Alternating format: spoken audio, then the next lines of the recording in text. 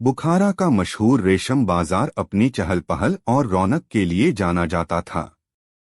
इस बाजार के एक खास कोने में, जहां से सबसे ज्यादा अमीर और रईस लोग गुजरते थे, एक फल की दुकान थी। यह दुकान करीम बख्श की थी। करीम बख्श सिर्फ एक फल वाला नहीं था, वह खुद को फलों का हकीम और स्वाद का जौहरी समझता था। उसकी दुकान किसी शाही बगीचे का छोटा सा नमूना लगती थी।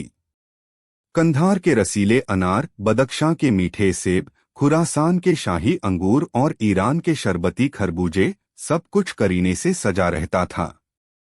हर फल को वह ऐसे चमका कर रखता था मानो वह कोई कीमती पत्थर हो। लेकिन जितनी चमक उसके फलों में थी, उतना ही मैल उसके दिल और नियत में था। करीम बख्श एक नंबर का लालची, मक्कार और घमंडी इंसान था। वह जानता था कि उसके फल बेहतरीन हैं, और इसी बात का वह पूरा फायदा उठाता था। वह अपने ग्राहकों को दो तरह से लूटता था, एक दाम बढ़ाकर और दूसरा चालाकी से कम तौलकर। वह अमीरों से उनकी शान की कीमत वसूलता और गरीबों को उनकी मजबूरी का स्वाद चखाता। अगर कोई ग्राहक उससे मोलभाव करने की जुर्रत करता, तो वह उसका ऐसा अपमान करता कि वह बेचारा बिना कुछ कहे मुंहमांगी कीमत चुकाकर चला जाता। अरे मियाँ, यह अंगूर हैं, कोई जंगली बेर नहीं जो रास्ते पर मिल जाए, वह अकड़कर कहता। इनकी एक एक बेल को शाही हकीमों की निगरानी में पाला गया है। इनका स्वाद चख लोगे तो जन्नत का रास्ता भूल जाओगे। उसकी चालाकी और बदजुबानी की कहानियां पूरे बाजार में मशहूर थीं, लेकिन उसके फलों के लालच में लोग सब कुछ सह जाते थे। वह खुद को बाजार का सबसे होशियार आदमी समझता था और मानता था कि उसे कोई बेवकूफ नहीं बना सकता। एक रोज दोपहर के वक्त मुल्ला नसीरुद्दीन अपने कुछ दोस्तों के साथ बाजार से गुजर रहे थे। उनके एक दोस्त ने करीम बख्श की दुकान की तरफ इशारा करते हुए ठंडी आ भरी, देखो मुल्ला, कैसे शैतान ने फलों की शक्ल में जन्नत सजा रखी है। मन तो बहुत करता है इसके खरबूजे खरीदने का, पर इसकी बातें सुनकर जहर खरीदना बेहतर लगता है। दूसरे दोस्त ने कहा, कल ही तो इसने मेरी बीवी को एक सड़ा हुआ सेब ज्यादा दाम में बेच दिया। जब वह शिकायत करने गई तो बोला, अरे औरत, तुझे क्या पता नफासत का। यह सड़ा नहीं है, ज्यादा पककर शहद बन गया है। जाकर पहले स्वाद की तमीज सीख कर आ। मुल्ला नसीरुद्दीन खामोशी से सब सुन रहे थे। उन्होंने करीम बख्श की दुकान पर नजर डाली। करीम उस वक्त एक बूढ़ी औरत पर चिल्ला रहा था जो सिर्फ 2 सेब खरीदने की हिम्मत कर रही थी। मुल्ला की आंखों में एक खास चमक आई, वही चमक जो किसी बड़ी शरारत या गहरे सबक से पहले आती थी। उन्होंने अपने दोस्तों से कहा, भाइयों, घमंड का सिर हमेशा नीचा होता है और लालच का पेट कभी नहीं भरता। इस करीम बख्श को अपने फलों के स्वाद पर बहुत नाज है। चलो आज हम इसे एक नए स्वाद से मिलवाते हैं, सबक का स्वाद। दोस्तों ने पूछा, कैसे मुल्ला? वह तो किसी की नहीं सुनता। मुल्ला अपनी दाढ़ी पर हाथ फेरते हुए मुस्कुराए, उसे सुनाना नहीं है, उसे दिखाना है। उसे खुद अपने ही जाल में फंसाना है। बस तुम लोग तमाशा देखो।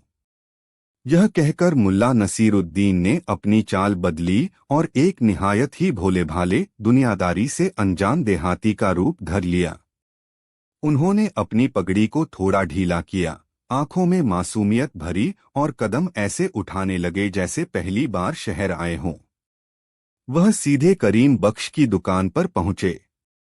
करीम बख्श ने मुल्ला को ऊपर से नीचे तक देखा। पुराने कपड़े, भोला सा चेहरा। उसे लगा, आज एक और आसान शिकार हाथ लगा है।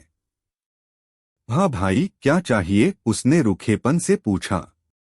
मुल्ला ने बड़ी हसरत भरी नजरों से सजे हुए फलों को देखा और बोले, मालिक, सुना है आपके फल पूरे बुखारा में सबसे मीठे होते हैं। हमारे गांव के चौधरी साहब के घर मेहमान आए हैं, उन्होंने कहा है कि शहर से सबसे उम्दा फल लेकर आना। यह सुनकर करीम बख्श की छाती गर्व से और चौड़ी हो गई।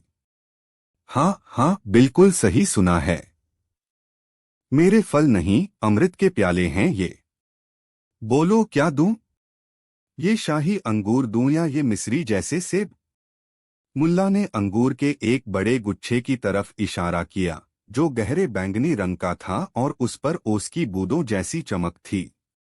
यह यह अंगूर का गुच्छा कितने का है? करीम ने दाम को दोगुना करके बताया, सिर्फ 5 दीनार का। मुल्ला ने अपनी आंखें फाड़ लीं, जैसे उन्हें यकीन न हो रहा हो। 5 दीनार? मालिक, इतने में तो हमारे गांव में पूरी बकरी आ जाती है। जरूर इनमें कोई खास बात होगी। खास बात? करीम हंसा। अरे देहाती, इनकी खास बात इनके स्वाद में है। एक दाना मुंह में रखेगा तो लगेगा जैसे फरिश्तों ने जबान पर शहद रख दिया हो। मुल्ला ने अपना सिर खुजाया और बड़ी मासूमियत से कहा, मालिक, बात तो आपकी सही लगती है, पर मैं यकीन कैसे करूं? चौधरी साहब ने कहा था कि अगर फल फीके निकले तो मेरी खाल उधेड़ देंगे। मैं पूरा गुच्छा खरीद लूं और वह फीका निकला तो? करीम को मुल्ला की बेवकूफी पर मजा आ रहा था। उसने सोचा, इसे एक दाना चखाकर पूरे गुच्छे का सौदा पक्का करता हूं। उसने तिरस्कार से कहा, ले, चख ले। एक दाना चख और अपनी तसल्ली कर ले। यह कहकर उसने गुच्छे में से एक सबसे रसीला और बड़ा अंगूर तोड़कर मुल्ला के हाथ पर रख दिया। मुल्ला ने अंगूर को ऐसे देखा जैसे कोई नायाब हीरा हो। फिर उसे धीरे से अपने मुंह में रखा और आंखें बंद करके चबाने लगे। करीम बख्श अपनी मूंछों पर ताव देकर इंतजार करने लगा। कुछ देर बाद मुल्ला ने आंखें खोलीं। उनके चेहरे पर अभी भी उलझन के भाव थे। हम मालिक, यह दाना तो मीठा है, इसमें कोई शक नहीं। करीम मुस्कुराया, तो अब निकाल 5 दीनार और ले जा यह गुच्छा। 1 मिनट मालिक, मुल्ला ने उसे रोक दिया। यह दाना तो मीठा है, पर मुझे कैसे पता चलेगा कि इस गुच्छे के बाकी दाने भी इतने ही मीठे हैं? क्या पता आपने मुझे सबसे अच्छा वाला दाना तोड़कर दे दिया हो और बाकी सब खट्टे हों। यह सुनकर करीम बख्श का माथा ठनका। अरे क्या बकवास कर रहा है? पूरा गुच्छा एक ही बेल पर लगा है, सब एक जैसे ही होंगे। नहीं मालिक, ऐसा नहीं होता, मुल्ला ने बड़ी संजीदगी से समझाया। हमारे गांव में एक ही पेड़ पर कुछ आम मीठे होते हैं और कुछ खट्टे। मुझे तो पूरी तसल्ली करनी पड़ेगी। चौधरी साहब का सवाल है। अब करीम अपने ही बुने जाल में फंस गया था। उसकी इज्जत का सवाल बन गया था। वहां खड़े 2-4 लोग भी यह तमाशा देखने लगे थे। अगर वह मना करता तो लोग कहते कि जरूर उसके फलों में कोई खोट है। अपनी शान बचाने के लिए उसने चिढ़कर कहा, अच्छा ठीक है, एक और चख ले। गुच्छे के नीचे से चख ले, ताकि तुझे यकीन हो जाए। उसने गुच्छे के निचले हिस्से से एक और अंगूर तोड़ा और मुल्ला को दिया। मुल्ला ने उसे भी उसी तरह धीरे धीरे चखा। वाह मालिक वाह, यह भी मीठा है। आप तो सच कहते थे। तो अब हो गई तसल्ली। लाओ पैसे, करीम ने अधीर होकर कहा। नहीं मालिक, मुल्ला ने फिर सिर हिलाया। अब मुझे यकीन हो गया कि ऊपर और नीचे के दाने मीठे हैं, पर बीच के दानों का क्या? कभी कभी बीच में फल कच्चे रह जाते हैं। अब तक करीम बख्श का चेहरा गुस्से से लाल हो चुका था। बाजार में और भी लोग इकट्ठा होने लगे थे और दबी जुबान में हंस रहे थे। करीम को लगा कि अगर उसने इस देहाती को चुप नहीं कराया तो उसकी इज्जत नीलाम हो जाएगी। वह चीखा, अरे खुदा के बंदे, चख ले, बीच से भी चख ले, पर इसके बाद एक शब्द मत कहना। मुल्ला ने एक और दाना बीच से चखा, फिर एक दाएं से, एक बाएं से।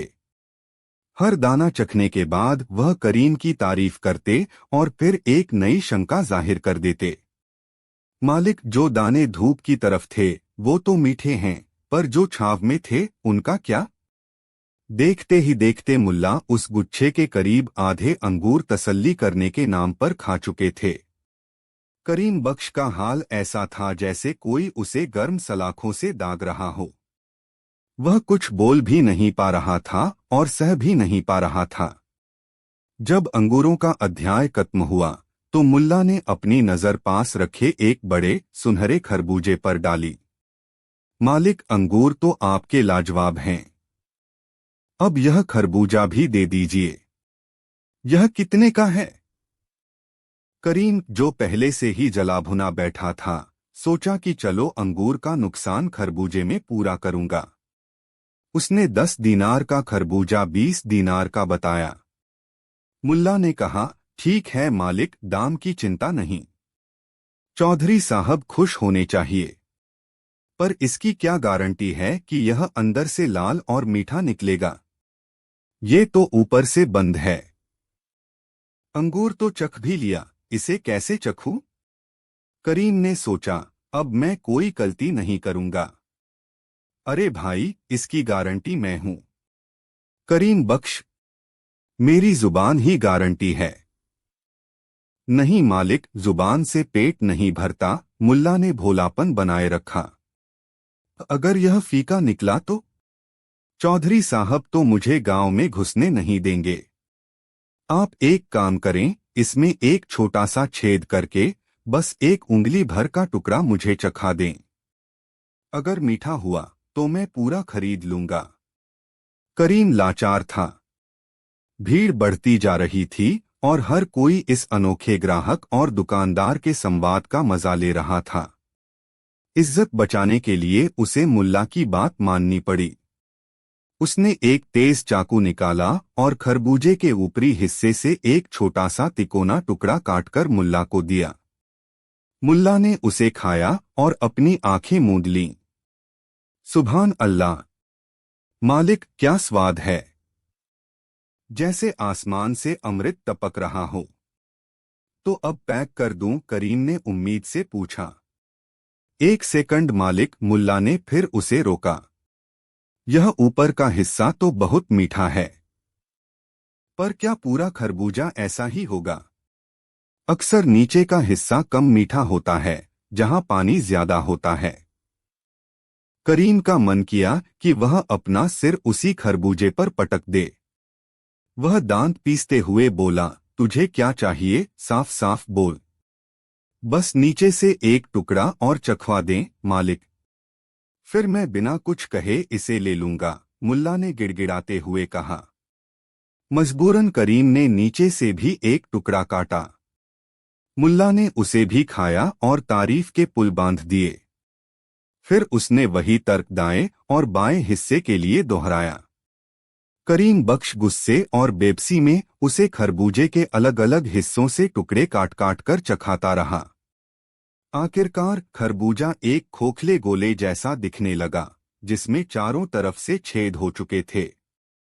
अब मुल्ला पूरी तरह संतुष्ट लग रहे थे। उन्होंने कहा, ठीक है मालिक, अब मुझे पूरा यकीन हो गया है।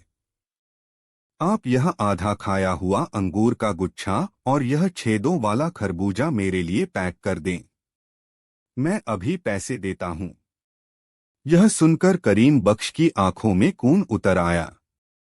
वह दहाड़ा, क्या कहा? आधा खाया हुआ? यह सब तूने ही तो खाया है। और अब तुझे यही खरीदना पड़ेगा, पूरे दाम में। मुल्ला ने बड़ी हैरानी से अपनी आंखें फैलाईं। मैं खरीदूंगा। मालिक, यह आप क्या कह रहे हैं? मैंने तो सिर्फ स्वाद चखा है। आपने ही तो कहा था, ले चख ले, अपनी तसल्ली कर ले। मैं तो बस आपकी बात मान रहा था। स्वाद चखने के पैसे भी लगते हैं क्या? यह तो आपने पहले नहीं बताया।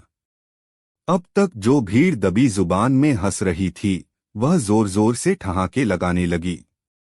करीम बख्श के दुश्मन और सताए हुए ग्राहक चिल्लाने लगे, हाँ हाँ, मुल्ला ठीक कह रहा है। करीम, तुमने ही तो उसे चखने के लिए कहा था। अब पैसे किस बात के मांग रहे हो? करीम बख्श की हालत देखने लायक थी। उसका चेहरा शर्म, अपमान और गुस्से के मिलेजुले रंगों से पोत दिया गया था। वह कुछ बोल नहीं पा रहा था। उसकी सारी होशियारी, सारी अकड़ मुल्ला की भोली भाली बातों ने हवा में उड़ा दी थी। मुल्ला नसीरुद्दीन ने अपना देहाती वाला रूप उतारा और अपनी असली रौबदार आवाज में बोले, करीम बख्श, तुम्हारे फल वाकई मीठे हैं, पर तुम्हारी नीयत बहुत खट्टी है। तुम लोगों को अपने स्वाद के घमंड में लूटते हो। आज तुमने मुफ्त में स्वाद चखा है, अपनी ही करनी का स्वाद। यह आधा खाया हुआ गुच्छा और यह छेदों वाला खरबूजा तुम्हारी दुकान पर सजा रहे, ताकि तुम्हें रोज याद आए कि हर ग्राहक देहाती नहीं होता। यह कहकर मुल्ला नसीरुद्दीन अपनी एड़ी पर घूमे और शान से वहां से चल दिए। उनके पीछे पीछे उनके दोस्त और पूरी भीड़ हंसते हंसते चल पड़ी। करीम बख्श अपनी दुकान पर अकेला खड़ा रह गया, अपने आधे अधूरे फलों और पूरी तरह से नीलाम हो चुकी इज्जत के साथ। उस दिन के बाद उसका घमंड काफी हद तक कम हो गया। वह ग्राहकों से बदतमीजी करने से पहले 2 बार सोचने लगा, क्योंकि उसे डर था कि कहीं कोई और भोला सा दिखने वाला देहाती आकर उससे स्वाद की तसल्ली न करने लग जाए। कहानी 2। बुखारा शहर अपनी रौनक और व्यापार के लिए मशहूर था।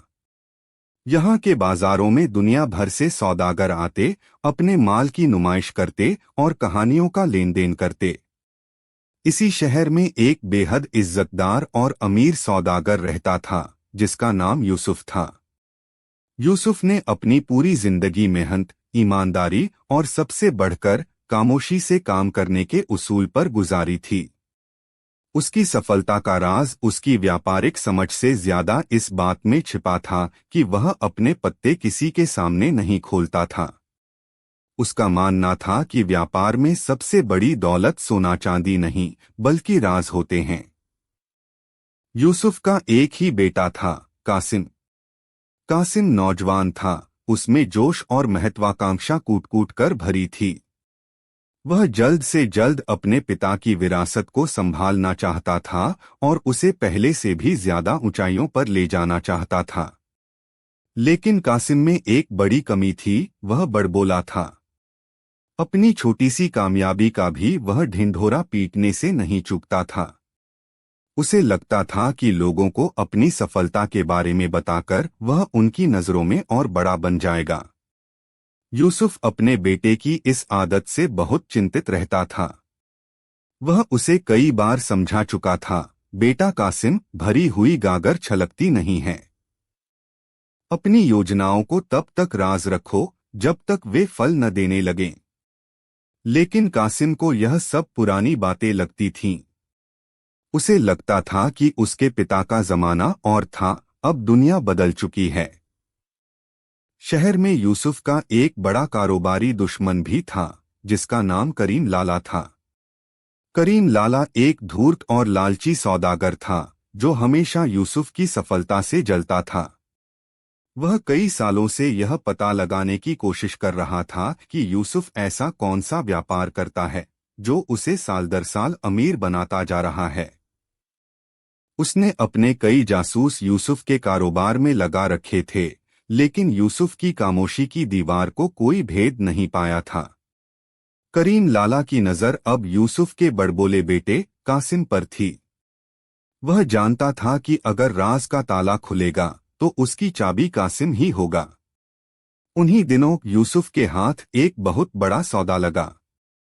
उसे खबर मिली थी कि दूर देश समरकंद के बादशाह को अपनी बेटी की शादी के लिए दुर्लभ नीले ईरानी फिरोजा पत्थरों की जरूरत है, और वह उसके लिए मुहमांगी कीमत देने को तैयार है। यह एक ऐसा सौदा था जो यूसुफ के परिवार की 7 पीढ़ियों का भविष्य बना सकता था। यह रास्ता खतरनाक था और पत्थर मिलना मुश्किल, लेकिन मुनाफा भी उतना ही बड़ा था। यूसुफ ने फैसला किया कि अब वक्त आ गया है कि कासिम को बड़ी जिम्मेदारी दी जाए। एक रात खाने के बाद यूसुफ ने कासिम को अपने खास कमरे में बुलाया। उस कमरे में किसी बाहरी व्यक्ति को आने की इजाजत नहीं थी। कासिम, यूसुफ ने गंभीर आवाज में कहा, मैं तुम्हें एक बहुत बड़े और खुफिया मिशन पर भेज रहा हूं। यह हमारी जिंदगी का सबसे बड़ा सौदा साबित हो सकता है। कासिम की आंखें चमक उठीं। उसे लगा कि आखिरकार उसके पिता ने उसे इस लायक समझ लिया है। यूसुफ ने उसे समरकंद के सौदे के बारे में सब कुछ बताया, रास्ता, पत्थर की पहचान और सबसे जरूरी बात, इस पूरे मिशन को गुप्त रखने की हिदायत। बेटा, यूसुफ ने अंत में उसके कंधे पर हाथ रखकर कहा, इस बात का जिक्र किसी से, अपने सबसे करीबी दोस्त से भी मत करना। हमारी दौलत और तुम्हारी जान दोनों इसी राज की हिफाजत पर टिके हैं। याद रखना, दीवारों के भी कान होते हैं। कासिम ने बड़े जोश से अपने पिता को यकीन दिलाया, अब्बा जान, आप फिक्र न करें। यह राज मेरे सीने में दफन रहेगा। मैं किसी को कानो कान खबर नहीं होने दूंगा। अगले दिन से कासिम तैयारियों में जुट गया। ऊँटों का इंतजाम, रसद की व्यवस्था, भरोसेमंद लोगों का चुनाव, वह हर काम बड़ी लगन से कर रहा था। लेकिन यह बड़ी जिम्मेदारी का बोझ उसके पेट में पच नहीं रहा था। उसे लग रहा था जैसे वह एक ज्वालामुखी पर बैठा है और वह किसी के सामने फटना चाहता है। वह लोगों को बताना चाहता था कि वह कितने बड़े और महत्वपूर्ण काम पर जा रहा है। एक दोपहर जब वह बाजार से गुजर रहा था तो उसकी मुलाकात अपने कुछ दोस्तों से हो गई। वे एक चायखाने में बैठे गपशप कर रहे थे। दोस्तों ने जब कासिम से उसकी व्यस्तता का कारण पूछा तो वह खुद को रोक नहीं पाया। अरे, बस कुछ मामूली तैयारी है, उसने लापरवाही दिखाने की कोशिश करते हुए कहा, लेकिन उसकी आंखों की चमक सब कुछ बयां कर रही थी। अब्बा ने एक छोटा सा काम सौंपा है। बस यूं समझ लो कि कुछ हफ्तों के लिए शहर से बाहर जा रहा हूं। एक दोस्त ने छेड़ा, क्यों कासिम, कहीं दूर देश की शहजादी से निकाह करने तो नहीं जा रहे? कासिम जोर से हंसा। शहजादी से निकाह तो नहीं, लेकिन हाँ, काम कुछ शहजादों वाला ही है। जब लौटूंगा तो देखना, बुखारा में सबसे बड़ा नाम हमारा होगा। उसने अपनी आवाज थोड़ी धीमी की और रहस्यमयी ढंग से फुसफुसाया, समरकंद। बस इतना ही कह सकता हूं। वह यह सब बोल ही रहा था कि चायखाने के दूसरे कोने में बैठे एक बुजुर्ग आदमी ने उसे घूरकर देखा। यह और कोई नहीं, मुल्ला नसीरुद्दीन थे, जो यूसुफ के पुराने दोस्त भी थे। मुल्ला अपनी खिचड़ी दाढ़ी, पुरानी अचकन और चेहरे पर भोली सी मुस्कान लिए बैठे थे, लेकिन उनकी आंखें तेज थीं और कान हर आहट पर चौकन्ने रहते थे। कासिम ने मुल्ला को देखा, लेकिन नजरअंदाज कर दिया। उसे लगा कि यह बूढ़ा आदमी बस यूं ही वक्त गुजार रहा है। कासिम अपने दोस्तों से विदा लेकर जैसे ही उठा, मुल्ला नसीरुद्दीन भी अपनी जगह से उठे और सीधे उसके पास आ गए। कासिम बेटा, एक मिनट रुको, मुल्ला ने कहा। कासिम थोड़ा चिढ़कर रुका। जी मुल्ला जी, कहिए। मुल्ला नसीरुद्दीन ने उसे कुछ नहीं कहा। वह उसे खींचकर चायखाने की एक दीवार के पास ले गए। फिर उन्होंने झुककर अपना मुंह दीवार से लगभग सटा लिया और बहुत ही धीमी आवाज में, जैसे कोई बहुत बड़ा राज बता रहे हों, फुसफुसाने लगे, सुनो ए दीवार, कल मेरे गधे ने 3 बार दुलत्ती मारी। परसों उसने आधा तरबूज खाया था। और हाँ, आज सुबह मैंने उसे जौ के साथ थोड़ा गुड़ भी खिलाया है। कासिम और उसके दोस्त हैरान होकर यह तमाशा देखने लगे। कासिम से रहा नहीं गया। मुल्ला जी, यह आप क्या कर रहे हैं? दीवार से क्यों बातें कर रहे हैं? क्या आपका दिमाग ठीक है? मुल्ला नसीरुद्दीन सीधे खड़े हुए, अपने कपड़े झाड़े और बड़ी संजीदगी से कासिम की आंखों में देखकर बोले, चुप रहो कासिम, आवाज नीची रखो। तुम्हारे अब्बा ने सही कहा था, यह दीवारें भी सुनती हैं। मैं तो बस इन्हें अपने गधे की मामूली बातें बता रहा था ताकि इनका पेट भरा रहे और ये तुम्हारी जरूरी बातें सुनने के लिए अपने कान खाली रखें। यह कहकर मुल्ला नसीरुद्दीन वहां से चले गए। कासिम का चेहरा शर्मिंदगी से लाल हो गया। उसके दोस्तों ने दबी जुबान में हंसना शुरू कर दिया। उसे मुल्ला की इस हरकत पर बहुत गुस्सा आया। सनकी बूढ़ा, वह बड़बड़ाया और वहां से तेजी से निकल गया। उसने फैसला किया कि वह इस बेइज्जती का बदला अपनी कामयाबी से लेगा। लेकिन कासिम यह नहीं जानता था कि जिस वक्त वह अपने दोस्तों से शेखी बघार रहा था, चायखाने के बाहर एक भिखारी के भेष में करीम लाला का एक जासूस सब कुछ सुन रहा था। उसे बस एक शब्द मिला था, समरकंद। उसने भागकर यह खबर करीम लाला को दी। करीम लाला के कान खड़े हो गए।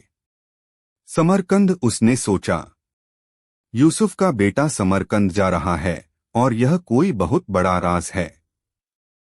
जरूर वहां कोई बड़ा खजाना छिपा है। अब करीम लाला ने अपनी पूरी ताकत इस राज को जानने में लगा दी। उसने कासिम के रास्ते में अपने सबसे चालाक जासूस लगा दिए। वह खुद भी कासिम से मिलने जुलने लगा। वह उसकी तारीफों के पुल बांधता। माशाअल्लाह कासिम बेटा, तुम तो अपने बाप से भी 2 कदम आगे निकलोगे। सुना है कोई बड़ा काम हाथ में लिया है। कासिम जो तारीफ का भूखा था, करीम लाला के जाल में फंसता जा रहा था। वह सीधे सीधे तो कुछ नहीं बताता, लेकिन इशारों इशारों में अपनी अहमियत जताने से नहीं चूकता। वह कभी कहता, लाला जी बस दुआ कीजिए। अगर सब ठीक रहा तो बुखारा में नीले रंग की बहार आ जाएगी। नीला रंग, करीम लाला ने सोचा। उसने अपने ज्ञान के घोड़े दौड़ाए।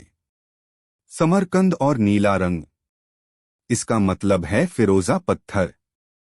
उसे राज की एक और कड़ी मिल गई। इधर मुल्ला नसीरुद्दीन यह सब खामोशी से देख रहे थे। वह समझ गए थे कि कासिम अपनी नादानी में अपनी और अपने पिता की मेहनत पर पानी फेरने वाला है। वह जानते थे कि करीम लाला जैसा शिकारी छोटी सी खून की बूंद सूंघकर भी पूरे शिकार तक पहुंच जाता है। मुल्ला ने फैसला किया कि अब उन्हें कुछ करना होगा। एक शाम मुल्ला नसीरुद्दीन उसी चायखाने में दोबारा गए। इस बार उन्होंने वह कोना चुना जहां करीम लाला के 2 जासूस अक्सर बैठा करते थे। मुल्ला ने अपने एक पुराने दोस्त को अपने साथ बिठाया और जोर जोर से बातें करना शुरू कर दी, इतनी जोर से कि आसपास के लोग आसानी से सुन सकें। अरे भाई, मुल्ला ने अपने दोस्त से कहा, आजकल के नौजवानों को क्या कहें। यूसुफ का बेटा कासिम बेचारा बड़ा मेहनती लड़का है, पर अक्ल से पैदल है। उसे लगता है कि समरकंद जाकर वह फिरोजा पत्थर ले आएगा। हाँ हाँ हाँ। जासूसों के कान खड़े हो गए। मुल्ला का दोस्त बोला, क्यों, इसमें क्या हर्ज है। समरकंद के पत्थर मशहूर हैं। मुल्ला ने और जोर से हंसते हुए कहा, अरे मेरे भोले दोस्त, समरकंद के फिरोजा पत्थर का बाजार तो 2 साल पहले ही खत्म हो गया। वहां के बादशाह को अब फिरोजा में कोई दिलचस्पी नहीं। असल खजाना तो समरकंद के रास्ते में पड़ने वाले हिजार के पहाड़ों में छिपा है। वहां नमक की ऐसी खाने हैं जिसका नमक सोने के भाव बिकता है। बादशाह को अपनी सेना के घोड़ों के लिए वही कास पहाड़ी नमक चाहिए। यूसुफ यही राज कासिम को समझा रहा था, पर उस अहमक ने समरकंद और नीला पत्थर सुन लिया और उसी के पीछे भाग रहा है। बेचारा यूसुफ, उसकी सारी मेहनत बर्बाद जाएगी। यह कहकर मुल्ला ने एक गहरी आह भरी और चाय पीने लगे। करीम लाला के जासूसों को लगा कि उनके हाथ जैकपॉट लग गया है। उन्होंने भागकर अपने मालिक को यह असली खबर दी। करीम लाला ने जब यह सुना तो वह खुशी से उछल पड़ा। तो यह है असली राज। पहाड़ी नमक और यूसुफ का बेवकूफ बेटा गलत रास्ते पर जा रहा है। यही मौका है। करीम लाला ने अपनी सारी जमापूंजी दांव पर लगा दी। उसने कासिम से भी बड़ा कारवा तैयार किया। उसने सबसे बेहतरीन ऊंट खरीदे और उन्हें हिजार के पहाड़ों की ओर रवाना कर दिया, ताकि वह कासिम के पहुंचने से पहले ही सारा नमक खरीद सके और बादशाह को बेच सके। हिजार का रास्ता बेहद कठिन और खतरनाक था, लेकिन लालच में अंधा करीम लाला यह जोखिम उठाने को तैयार था। 2 हफ्ते बाद कासिम का कारवा पूरी तैयारी के साथ समरकंद के लिए रवाना हुआ। वह अपने पिता के बताए हुए सुरक्षित और सीधे रास्ते पर चल रहा था। लगभग 1 महीने बाद बुखारा में खबरें आनी शुरू हुईं। पहली खबर यह थी कि कासिम सही सलामत समरकंद पहुंच गया है और बादशाह ने उसके लाए हुए नायाब फिरोजा पत्थरों को देखकर उसे सोने और अशर्फियों से लाद दिया है। यूसुफ का घर जश्न में डूब गया। कुछ दिनों बाद एक और खबर आई जिसने पूरे बाजार में तहलका मचा दिया। खबर थी कि सौदागर करीम लाला का कारवा हिजार के पहाड़ों में डाकुओं द्वारा लूट लिया गया है। जिस पहाड़ी नमक को वह सोना समझकर लेने गया था, वह मामूली पत्थर निकला और उस खतरनाक रास्ते पर उसके आधे से ज्यादा आदमी मारे गए। करीम लाला एक ही झटके में कंगाल हो गया था और सदमे से बीमार पड़ गया था। उस शाम जब कासिम एक नायक की तरह बुखारा लौटा तो उसके पिता यूसुफ ने उसे गले लगा लिया। कासिम को अपनी सफलता पर गर्व था, लेकिन उसके मन में एक सवाल था। वह सीधा मुल्ला नसीरुद्दीन के घर पहुंचा। मुल्ला अपने आंगन में अपने गधे को सहला रहे थे। कासिम ने अदब से झुककर कहा, मुल्ला जी, मैं आज तक आपको एक सनकी बुजुर्ग समझता रहा, लेकिन आज मुझे एहसास हुआ कि आप कितने बड़े ज्ञानी हैं। यह सब आपने कैसे किया? मुल्ला नसीरुद्दीन मुस्कुराए। उन्होंने कासिम के कंधे पर हाथ रखा और उसे अपने पास बिठाया। बेटा कासिम, मुल्ला ने कहा, मैंने कुछ नहीं किया। जो किया उन दीवारों ने किया जिन्हें तुम बेजान समझते हो। मैंने बस यह समझा कि दीवारों के कान तो होते हैं, पर शुक्र है कि उनमें अक्ल नहीं होती। वे सच और झूठ में फर्क नहीं कर सकती। वे बस वही सुनती हैं जो उन्हें सुनाया जाता है। उन्होंने आगे कहा, जब मैंने देखा कि तुम अपने राज की हिफाजत नहीं कर पा रहे हो, तो मैंने दीवारों को सुनने के लिए एक झूठी कहानी दे दी। तुम्हारे दुश्मन ने उस कहानी को सच मान लिया और अपने ही लालच के जाल में फंस गया। याद रखो बेटा, कभी कभी सबसे बड़ी लड़ाई ताकत से नहीं, बल्कि एक सही वक्त पर, सही जगह पर कही गई या खामोश रखी गई बात से जीती जाती है। उस दिन कासिम को अपने पिता और मुल्ला नसीरुद्दीन की बातों का असली मतलब समझ आया। उसने सीखा कि सफलता का ढिंढोरा पीटना मूर्खता है और सच्ची बुद्धिमानी खामोशी से अपने काम को अंजाम देने में है। क्योंकि आप कभी नहीं जानते कि कौन सी दीवार, कौन सा दरवाजा या कौन सा इंसान आपकी बातें सुन रहा है। कहानी 3। बात उन दिनों की है जब बादशाह तैमूर का साम्राज्य अपने पूरे शबाब पर था। उनकी सल्तनत दूर दूर तक फैली थी और उनके खजाने सोने चांदी, हीरे मोतियों से लबालब भरे रहते थे। बादशाह को अपनी सल्तनत की शानो शौकत के साथ साथ अपनी अक्ल और दूरदर्शिता पर भी बड़ा नाज था।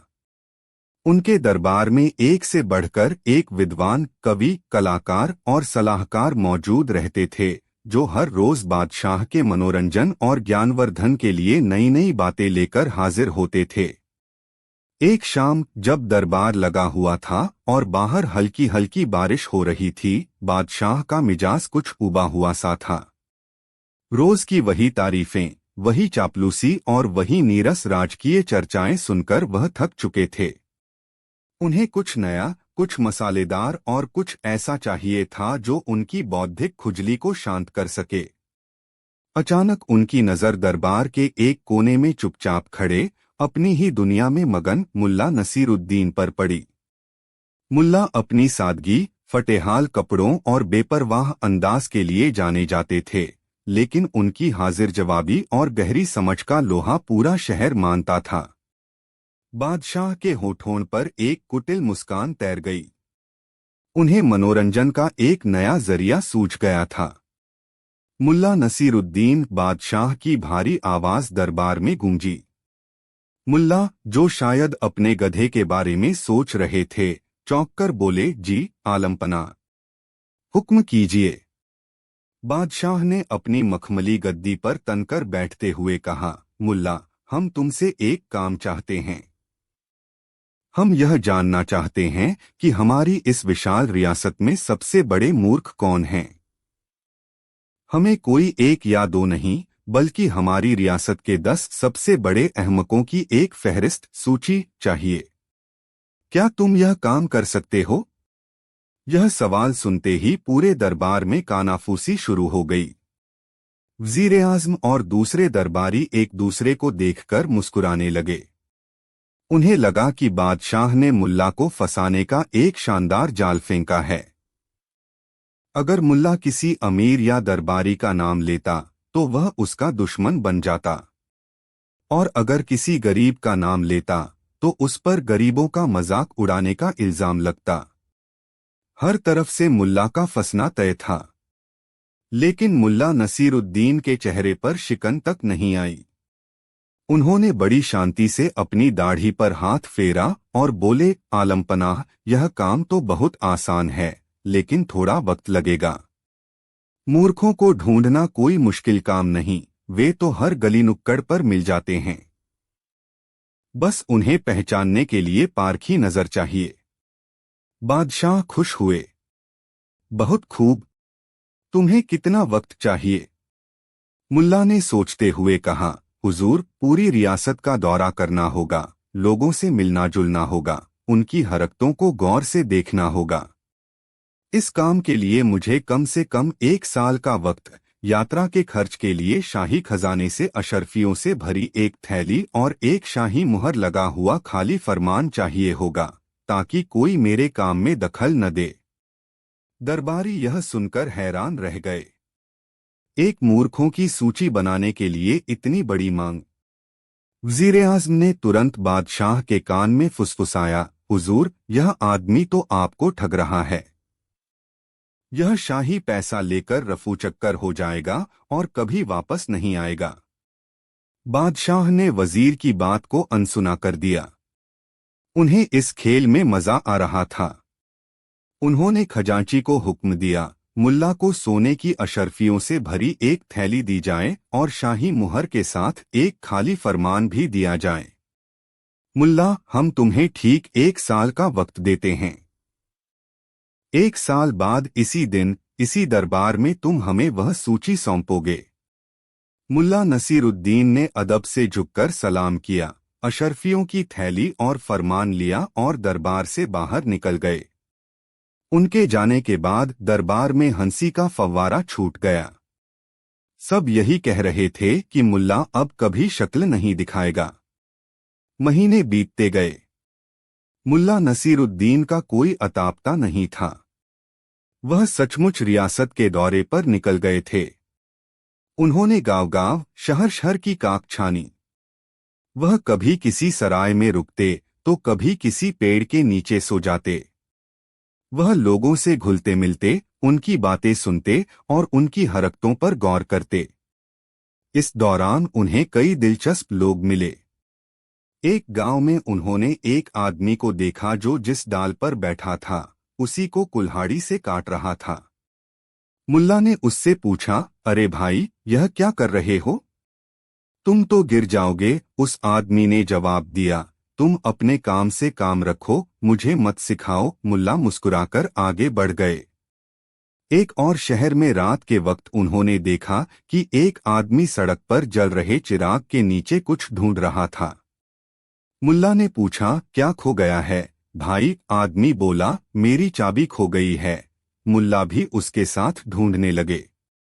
कुछ देर बाद मुल्ला ने पूछा, पर यह तो बताओ, चाबी गिरी कहाँ थी? आदमी ने अपनी झोपड़ी की तरफ इशारा करते हुए कहा। गिरी तो अंदर थी। मुल्ला ने हैरान होकर पूछा, तो फिर यहाँ क्यों ढूंढ रहे हो? आदमी ने बड़ी मासूमियत से जवाब दिया, क्योंकि यहाँ रोशनी है।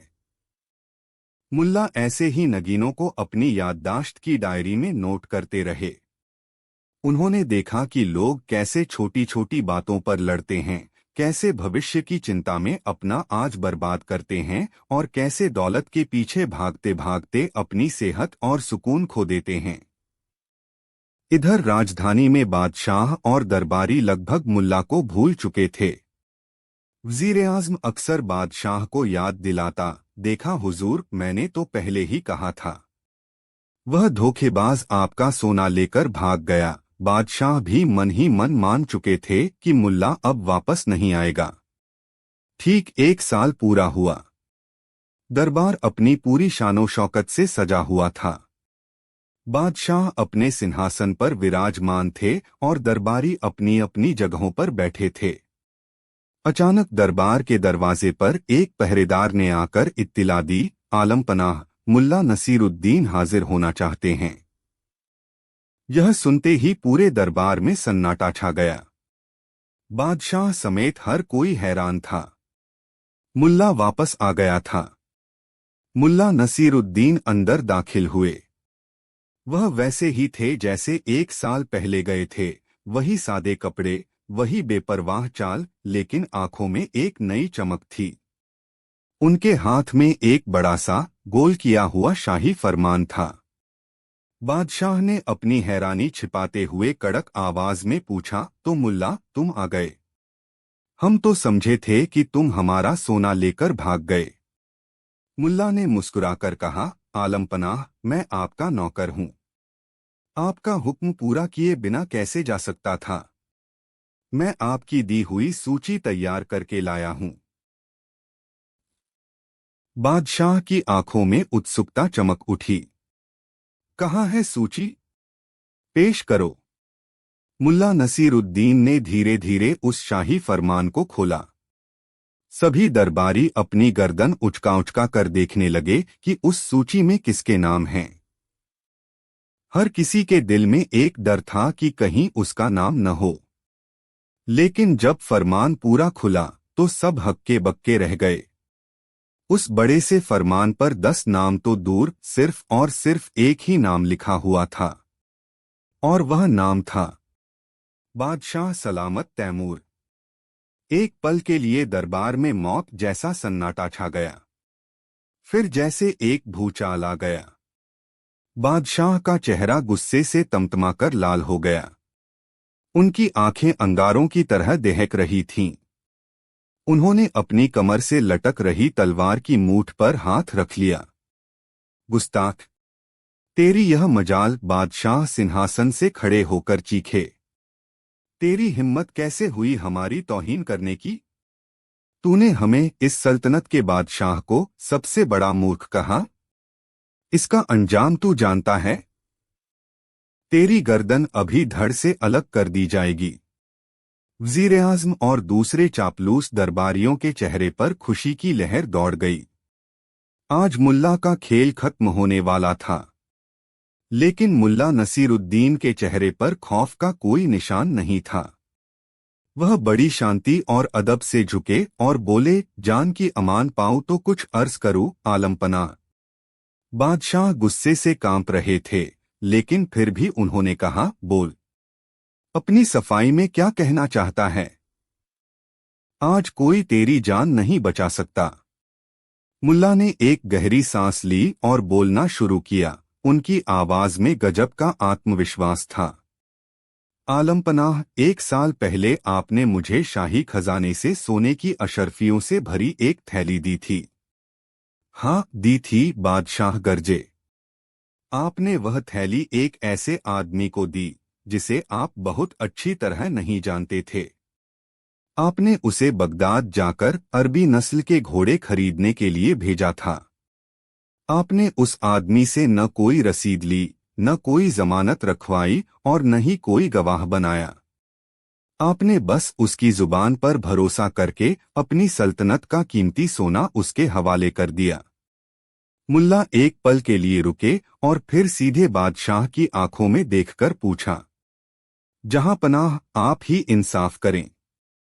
एक अनजान आदमी पर इस तरह आंख बंद करके भरोसा करना, बिना किसी सबूत के उसे इतनी बड़ी दौलत सौंप देना, क्या यह एक इंतहाई अहमकाना हरकत नहीं थी?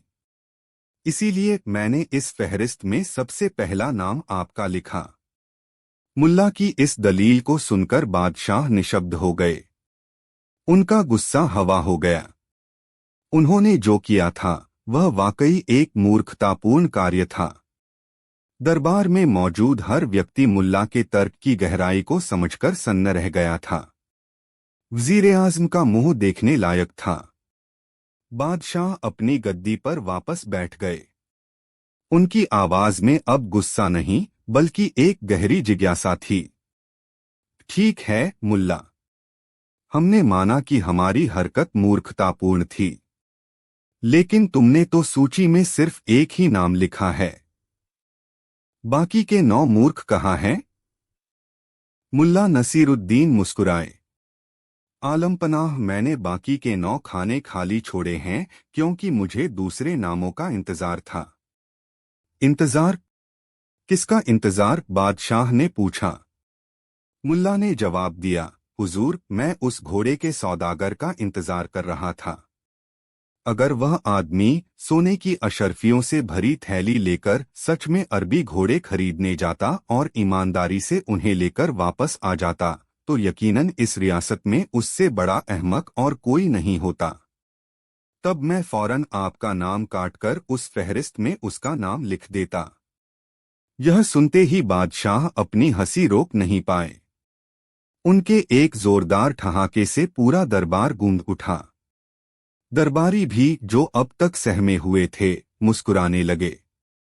लेकिन मुल्ला अभी रुके नहीं थे। उन्होंने अपनी बात पूरी की। और जहांपनाह, मुल्ला ने अपनी छाती पर हाथ रखकर कहा, अगर मैं यानी मुल्ला नसीरुद्दीन वह अशर्फियों की थैली लेकर, जिसे वापस करने या जिसका हिसाब देने की कोई मजबूरी नहीं थी, किसी दूसरे मुल्क में भाग जाने के बजाय सीधा आपकी नाराजगी और आपके गुस्से का सामना करने के लिए इस दरबार में वापस चला आया, तो क्या आपको नहीं लगता कि बाकी के बचे हुए 9 खानों में से एक पर मेरा नाम भी होना चाहिए? अब तो बादशाह अपनी हंसी रोक ही नहीं सके।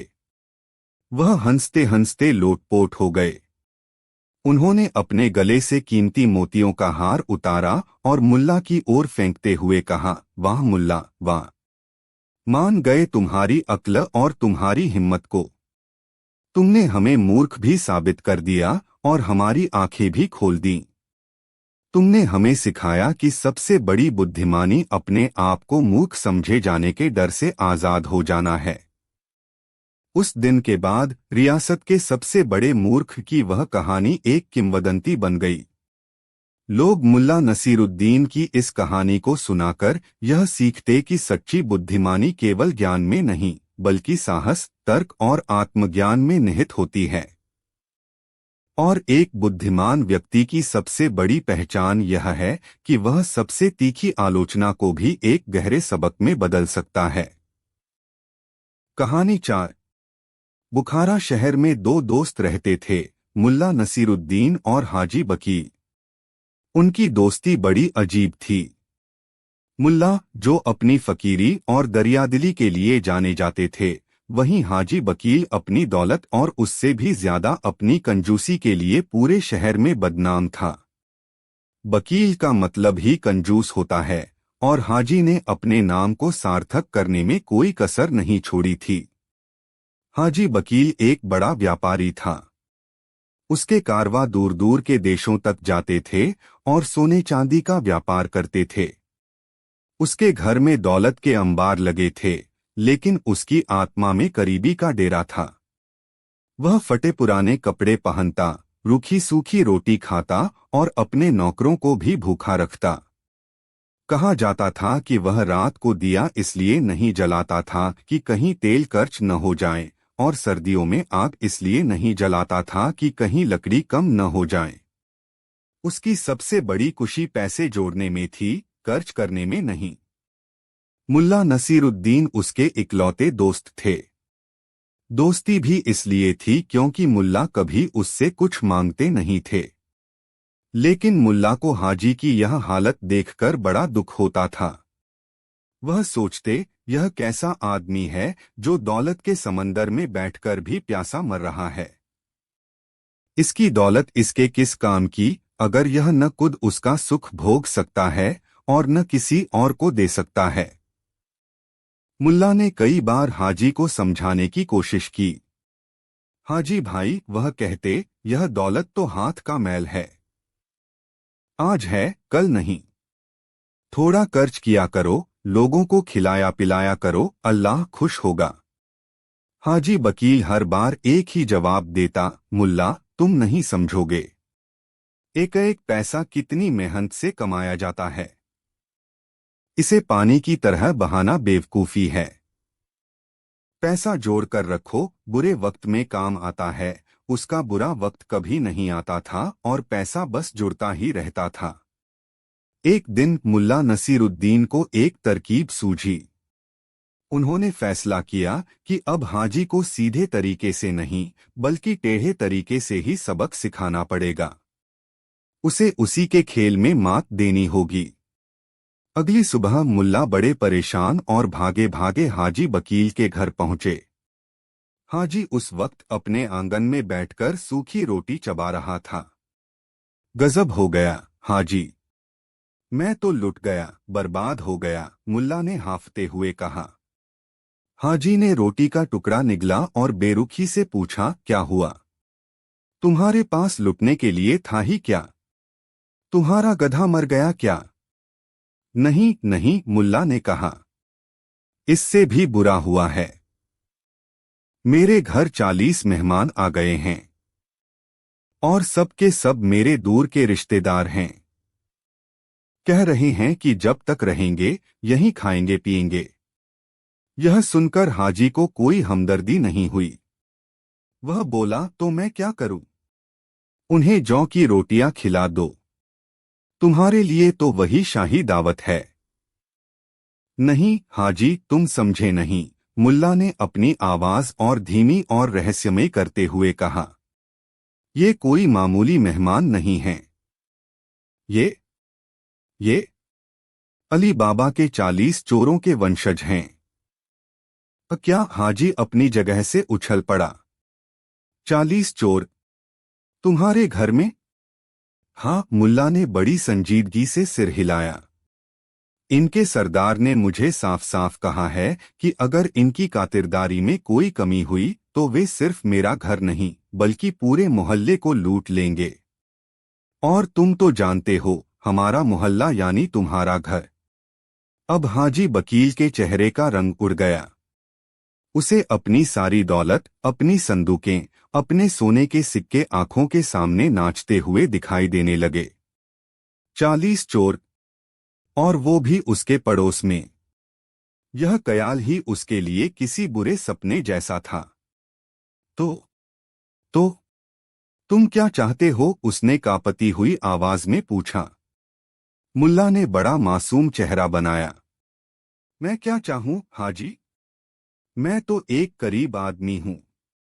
मेरे घर में तो उन्हें खिलाने के लिए जौ के सिवा कुछ नहीं है।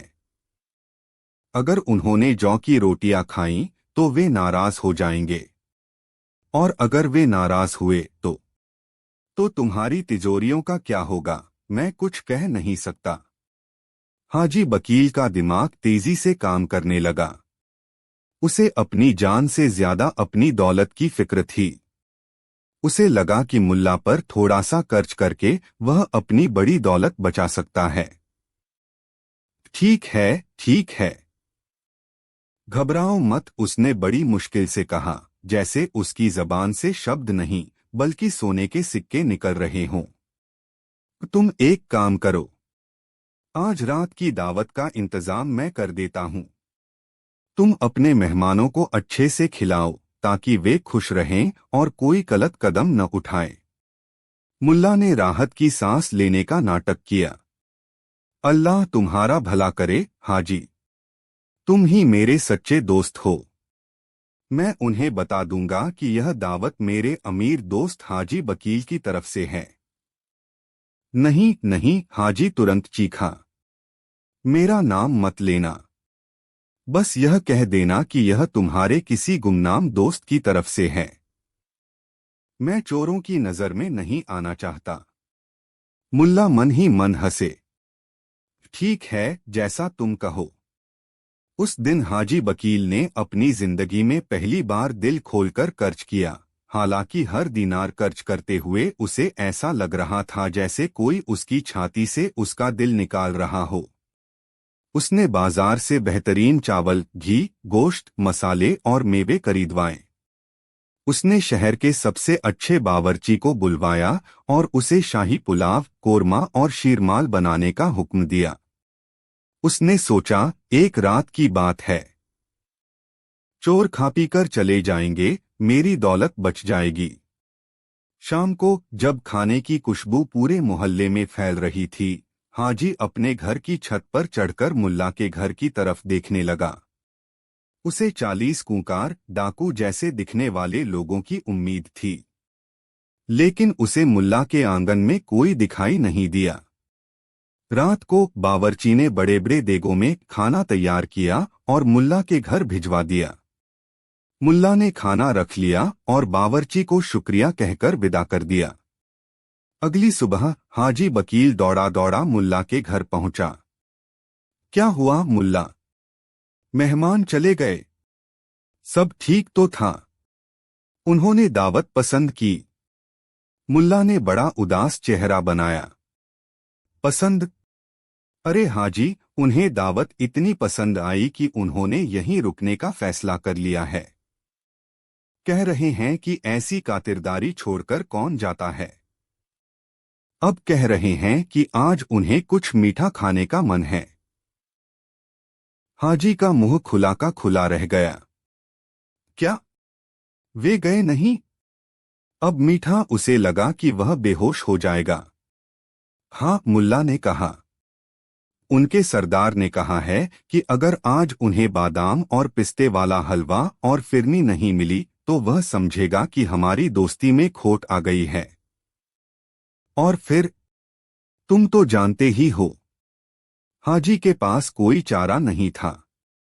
अपनी दौलत बचाने के लिए उसने कांपते हुए हाथों से और पैसे खर्च किए। उस दिन मुल्ला के घर हलवा, फिरनी और शाही मिठाइयों के थाल पहुंचे। यह सिलसिला कई दिनों तक चलता रहा। रोज सुबह मुल्ला एक नई फरमाइश लेकर पहुंचते। कभी चोरों को मुर्ग मुसल्लम खाना होता, तो कभी कबाब, कभी उन्हें फालूदा पीना होता, तो कभी ईरान का शरबत। हाजी वकील रो रो कर पैसे खर्च कर रहा था। उसकी रातों की नींद और दिन का चैन हराम हो गया था। उसकी जमा की हुई दौलत में अच्छी खासी सेंध लग चुकी थी। एक हफ्ते बाद हाजी वकील से और बर्दाश्त नहीं हुआ। उसे लगा कि इससे अच्छा तो यह है कि चोर एक ही बार में सब कुछ लूट कर ले जाए, यह रोज रोज की मौत से तो बेहतर है। उसने हिम्मत की और मुल्ला से कहा, मुल्ला, यह कब तक चलेगा? मैं बर्बाद हो जाऊंगा। मुझे एक बार उन चोरों के सरदार से मिलना है। मैं खुद उससे बात करूंगा। मैं उसके हाथ पैर जोड़ूंगा, कुछ नजर नजराना दूंगा, पर उसे जाने के लिए मनाऊंगा।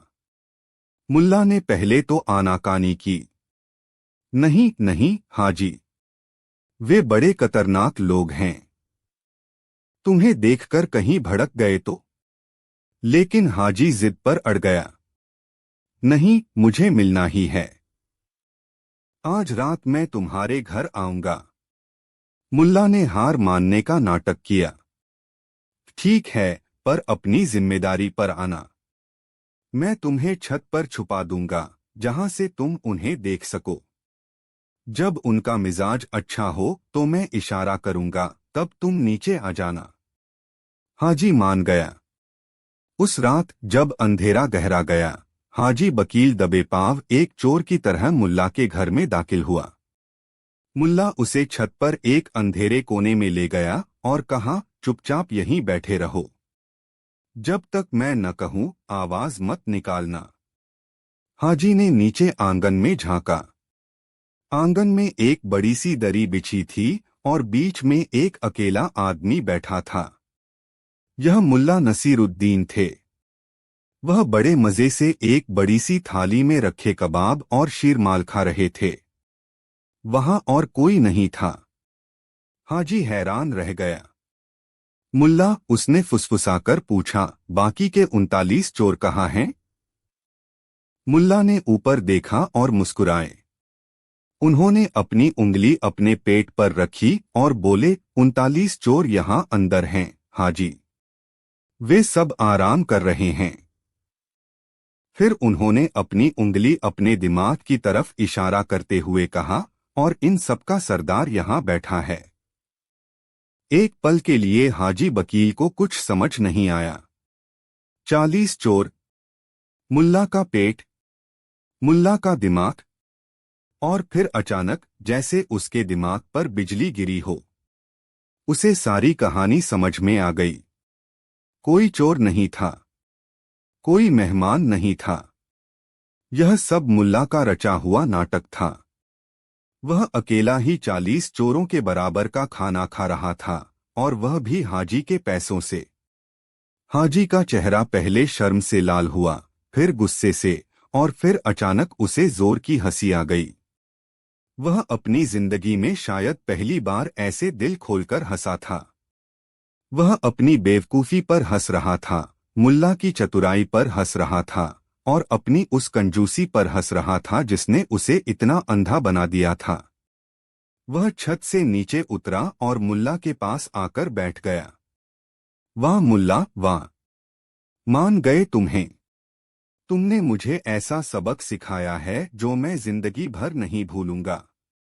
तुमने मुझे दिखाया कि दौलत को तिजोरी में बंद रखने से वह सिर्फ लोहा और पत्थर है, लेकिन जब वह किसी के पेट में जाती है, किसी के चेहरे पर मुस्कान लाती है, तभी वह असली सोना बनती है।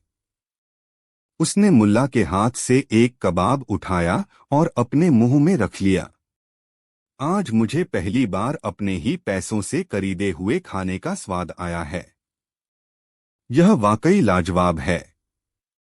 उस दिन के बाद हाजी वकील पूरी तरह बदल गया। उसने अपनी कंजूसी छोड़ दी। वह जरूरतमंदों की मदद करने लगा, दावतें देने लगा और लोगों के साथ हंसने बोलने लगा। उसने सीखा कि पैसे को जोड़ने से ज्यादा बड़ी खुशी उसे सही जगह खर्च करने में है। और यह सब मुल्ला नसीरुद्दीन की 40 चोरों की दावत का ही कमाल था। कहानी 5। बुखारा शहर की एक तंग और घुमावदार गली में मुल्ला नसीरुद्दीन का छोटा सा सादा सा घर था। उस घर में वह अपनी पत्नी और अपने प्यारे लेकिन जिद्दी गधे के साथ रहते थे। मुल्ला अपनी हाजिर जवाबी और गहरी समझ के लिए पूरे शहर में मशहूर थे, लेकिन वह अपनी सादगी और फकीरी के लिए भी जाने जाते थे। उनके घर में कीमती सामान के नाम पर कुछ पुराने बर्तन, एक दो चटाइयाँ और ढेर सारी किताबें थीं। मुल्ला के ठीक बगल में एक अमीर लेकिन बेहद लालची और शक्की मिजाज का सौदागर रहता था, जिसका नाम था कासिम बेग। कासिम का घर मुल्ला के घर के बिल्कुल विपरीत था। वह किसी महल से कम नहीं था, जिसमें कीमती ईरानी कालीन, चीनी मिट्टी के बर्तन और सोने चांदी की सजावटी चीजें भरी पड़ी थीं। कासिम को अपनी दौलत पर बहुत घमंड था और वह हमेशा इस डर में रहता था कि कोई उसकी दौलत चुरा न ले। वह अपने पड़ोसी मुल्ला को हमेशा शक की निगाह से देखता था। उसे लगता था कि मुल्ला की फकीरी और सादगी महज एक दिखावा है और वह मौके की तलाश में है कि कब कासिम के घर में सेंध लगाई जाए। एक सुबह पूरे मोहल्ले में हंगामा मच गया। कासिम बेग अपने घर के बाहर खड़ा जोर जोर से छाती पीट पीट कर रो रहा था और चिल्ला रहा था, लुट गया, मैं बर्बाद हो गया, हाय मेरा कीमती हार। किसी ने मेरा बेशकीमती मोतियों का हार चुरा लिया। देखते ही देखते वहां लोगों की भीड़ जमा हो गई। हर कोई उससे पूछ रहा था कि क्या हुआ, कैसे हुआ। कासिम ने रोते हुए बताया, कल रात मैं अपनी बीवी के लिए समरकंद से लाया हुआ नायाब मोतियों का हार लेकर घर आया था। मैंने उसे अपने कमरे की संदूकची में रखा था। आज सुबह जब मैंने संदूकची खोली तो वह काली थी। हार गायब था। एक आदमी ने पूछा, क्या दरवाजा या खिड़की टूटी हुई थी? नहीं, कासिम ने कहा। चोर बहुत शातिर है। उसने कोई निशान नहीं छोड़ा।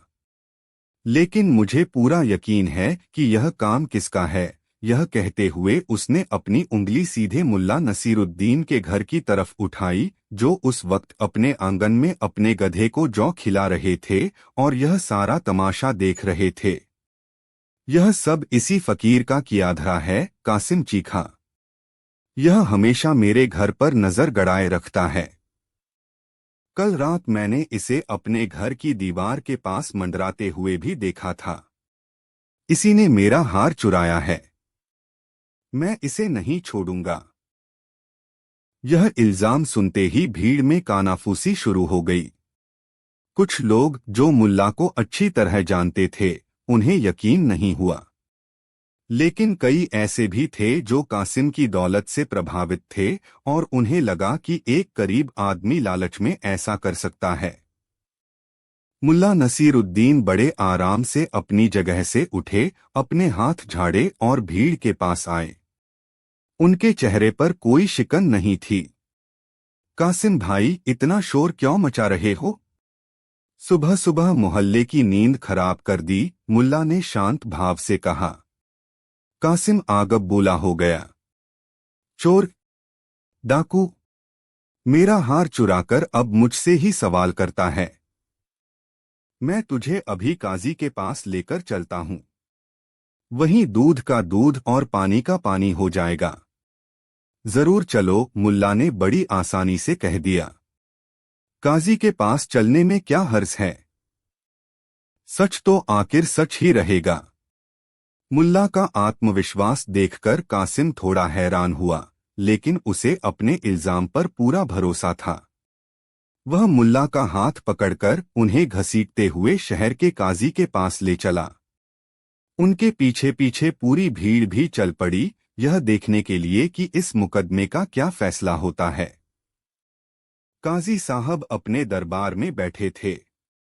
वह एक गंभीर और ईमानदार लेकिन थोड़े सख्त मिजाज के इंसान थे। उन्होंने कासिम की पूरी शिकायत सुनी। कासिम ने नमक मिर्च लगाकर सारी कहानी सुनाई कि कैसे मुल्ला एक गरीब आदमी है, कैसे वह उसकी दौलत से जलता है और कैसे उसने रात के अंधेरे में उसका कीमती हार चुरा लिया। काजी ने मुल्ला की तरफ देखा। नसीरुद्दीन, तुम्हारे ऊपर एक संगीन इल्जाम है। क्या कहना है तुम्हारा इस बारे में?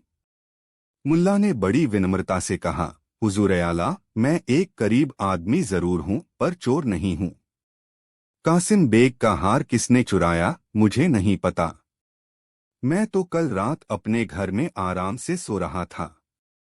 कासिम तुरंत चिल्लाया, झूठ! यह सरासर झूठ बोल रहा है। इसके पास अपनी बेगुनाही का क्या सबूत है? क्या कोई गवाह है जो कह सके कि यह रात भर अपने घर में था? यह एक मुश्किल सवाल था। रात के वक्त कौन किसी के घर में झांक कर देखता है? मुल्ला की पत्नी गवाही दे सकती थी, लेकिन पत्नी की गवाही को अक्सर तरफदारी मानकर खारिज कर दिया जाता था। काजी ने भी यही सवाल दोहराया, हाँ नसीरुद्दीन, क्या तुम्हारी बेगुनाही का कोई गवाह है? मुल्ला ने एक पल के लिए सोचा, उनकी आंखों में एक शरारती चमक उभरी। फिर उन्होंने बड़ी संजीदगी से जवाब दिया, जी हुजूर, मेरा एक गवाह है। एक ऐसा गवाह जो कभी झूठ नहीं बोलता और जिसने मुझे पूरी रात अपनी आंखों से देखा है। दरबार में मौजूद हर कोई हैरान हो गया। ऐसा कौन सा गवाह था जिसके बारे में किसी को नहीं पता? कौन है वह गवाह? उसे फौरन पेश किया जाए, काजी ने हुक्म दिया। मुल्ला ने अदब से झुककर कहा, हुजूर, मेरा गवाह मेरे घर के आंगन में बंधा है। वह मेरा गधा है। वह पूरी रात जागता है और मेरे घर की रखवाली करता है।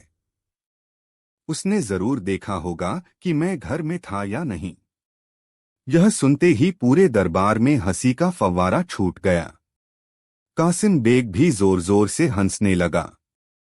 देखा हुजूर, देखा, यह आदमी पागल है। यह एक जानवर को गवाह बनाकर पेश कर रहा है। यह सिर्फ वक्त बर्बाद कर रहा है क्योंकि यह जानता है कि यह चोर है।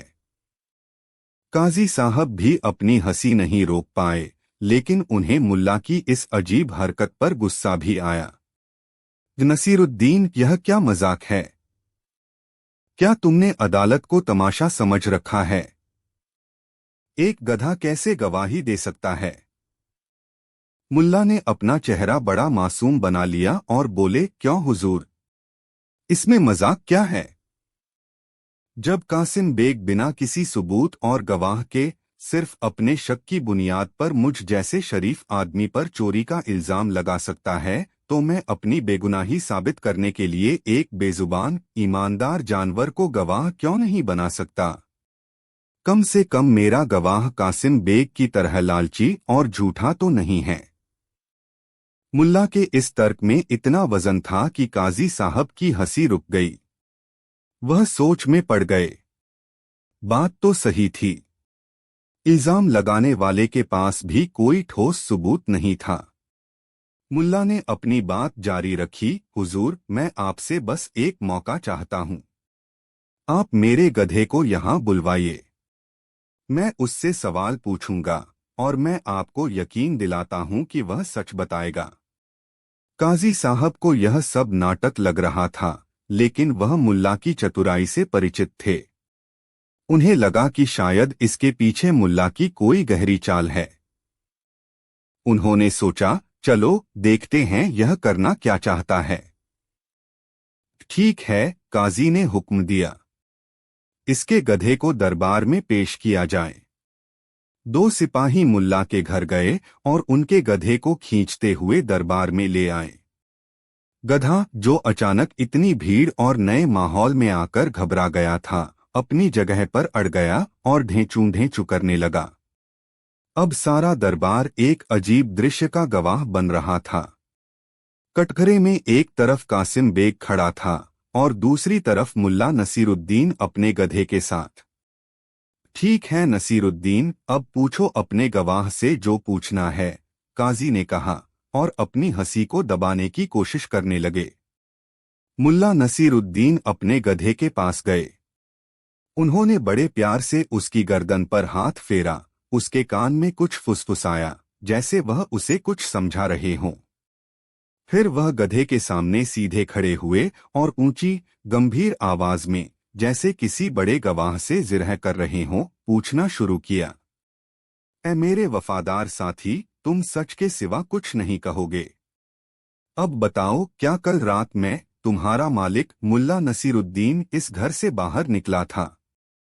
यह सवाल सुनकर गधे ने जोर से अपना सिर नमे हिलाया, जैसे वह पूरी तरह समझ गया हो। दरबार में बैठे कुछ लोग जो मुल्ला की तरफ थे, वाह वाह करने लगे। मुल्ला ने अगला सवाल पूछा, अच्छा, तो यह बताओ, क्या कल रात तुमने किसी चोर को हमारे पड़ोसी कासिम बेग के घर में घुसते हुए देखा था? इस बार गधे ने जोर से अपना सिर हाँ में हिलाया। अब तो कासिम बेग भी हैरान रह गया। उसे लगा कि यह कोई जादूटोना है। मुल्ला का आत्मविश्वास बढ़ गया।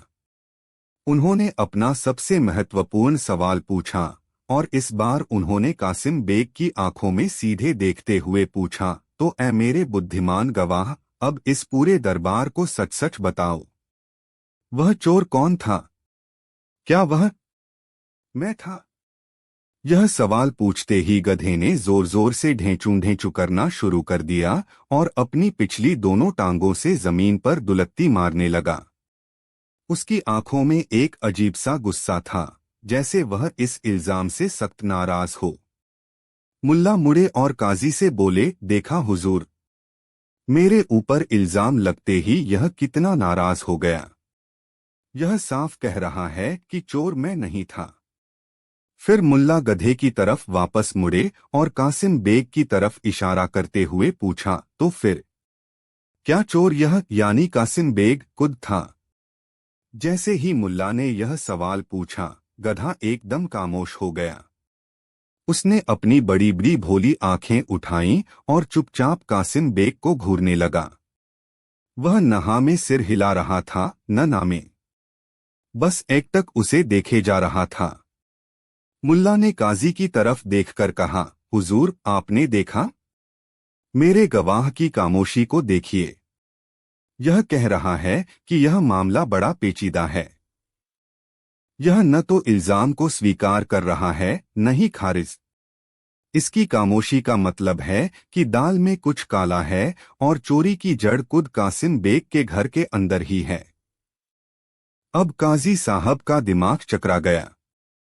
यह सब इतना अजीब था, फिर भी मुल्ला की बातों में एक अजीब सा तर्क था। उन्हें कासिम बेग पर शक होने लगा। कहीं ऐसा तो नहीं कि उसने हार कहीं रखकर भूल गया हो और इल्जाम मुल्ला पर डाल रहा हो। उन्होंने अपने सिपाहियों को हुक्म दिया, जाओ, कासिम बेग के घर की अच्छी तरह तलाशी लो। हर कोना, हर संदूक, हर अलमारी देखो। हो सकता है हार घर में ही कहीं गिर गया हो। कासिम बेग चिल्लाने लगा, यह क्या हो रहा है हुजूर? चोर यह है और तलाशी मेरे घर की? चुप रहो, काजी ने उसे डांटा।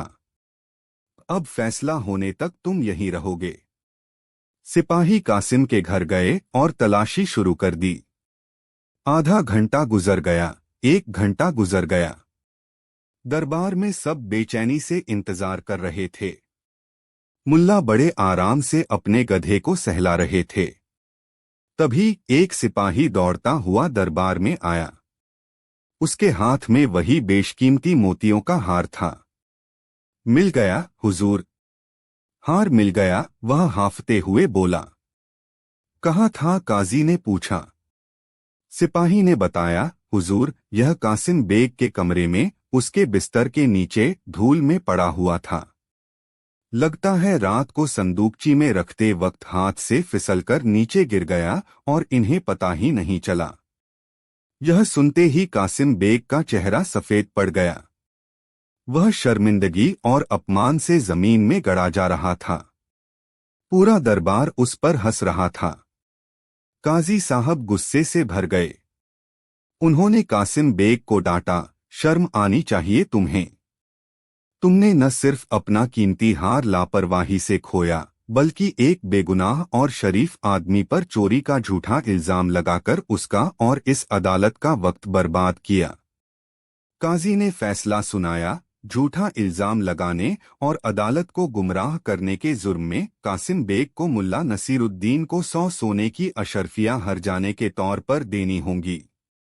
साथ ही उसे पूरे शहर के सामने मुल्ला से माफी मांगनी होगी।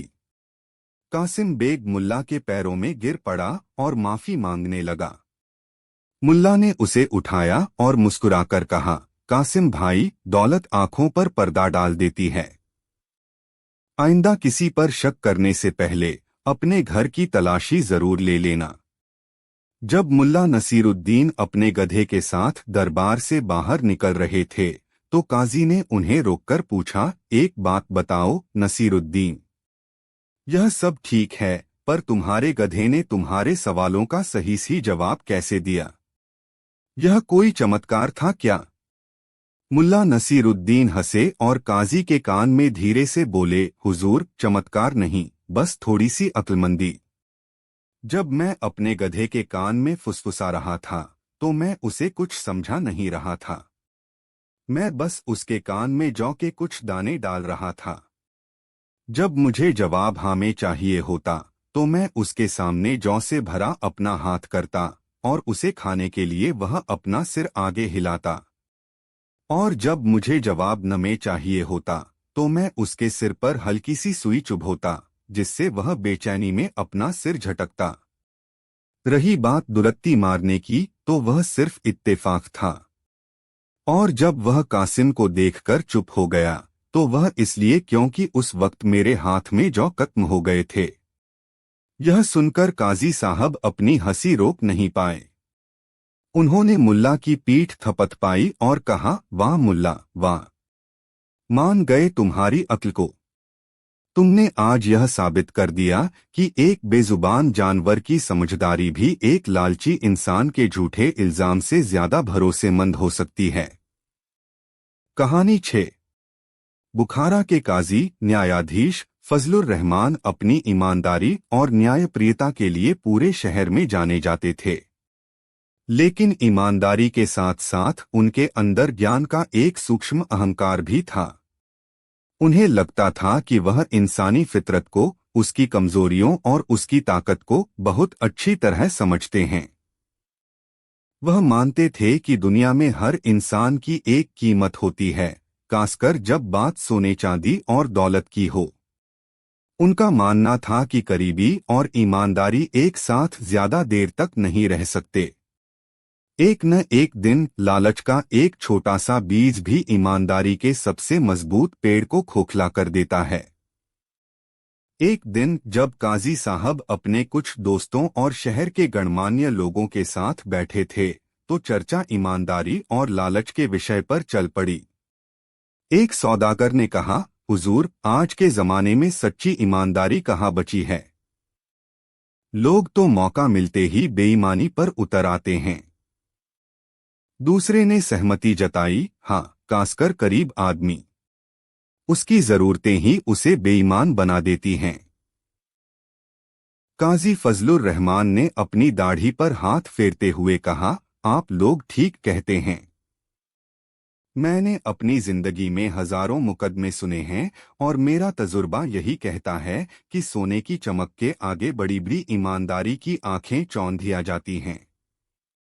मुझे नहीं लगता कि इस शहर में कोई ऐसा करीब होगा जो सड़क पर पड़ा सोने का सिक्का पाए और उसे उसके मालिक को लौटाने की सोचे।